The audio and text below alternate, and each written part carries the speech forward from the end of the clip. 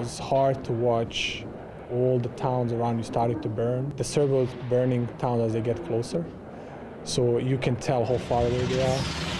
It's been described as one of the worst crimes on European soil since World War II. 20 years ago, more than 7,000 Bosniaks, mainly men and boys, were killed in the town of Srebrenica during the Bosnian War. Bosniaks from all around the world, including here in Winnipeg, are commemorating the victims of a horrendous tragedy. For us here in Manitoba, it is a really big deal. This is the first time that we have gathered as a community to commemorate our fallen brothers and sisters in Srebrenica. I think it is the first step to our healing process here.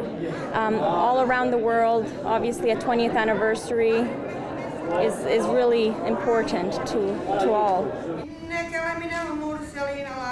In July 1995, Bosnian Serb forces overran what was supposed to be a UN safe zone in Srebrenica. They separated thousands of men and boys from their families, took them into warehouses, and massacred them.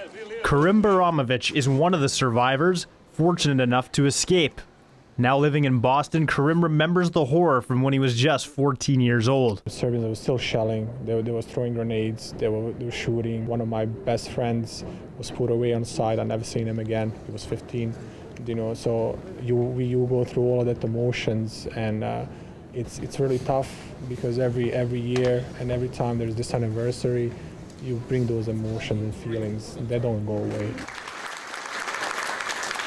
I was a refugee with my brother and mother in Croatia while my dad was over in Sarajevo fighting in the war. And I mean, there are memories that will stay engraved with me forever, that is for sure. You know, seeing your mother cry, it was just a reality. You didn't know that this isn't normal. 20 years after the fact, Bosnians are still continuing to break the silence. Their efforts persuaded Canada's government to recognize the event as a genocide. Their hope is for the same recognition back home. Still, even now, if you go to the Serbian part of Bosnia, they still deny it. They say it's not true. They always push to some other story. So I'm hoping in the next 5 years that all of us can just get over this, accept it, and kind of try to reconcile in that way and just move on. Because I don't think there's going to be reconciliation until Serbs fully accept their responsibility. The most important thing is to have hope. We are the ones who have to break the silence. We are the ones who have to say no, especially with the opportunity of living here in Canada. We have to be that voice, not just for Srebrenica, but for all atrocities happening around the world. For Go Winnipeg, I'm Kevin Hirschfield.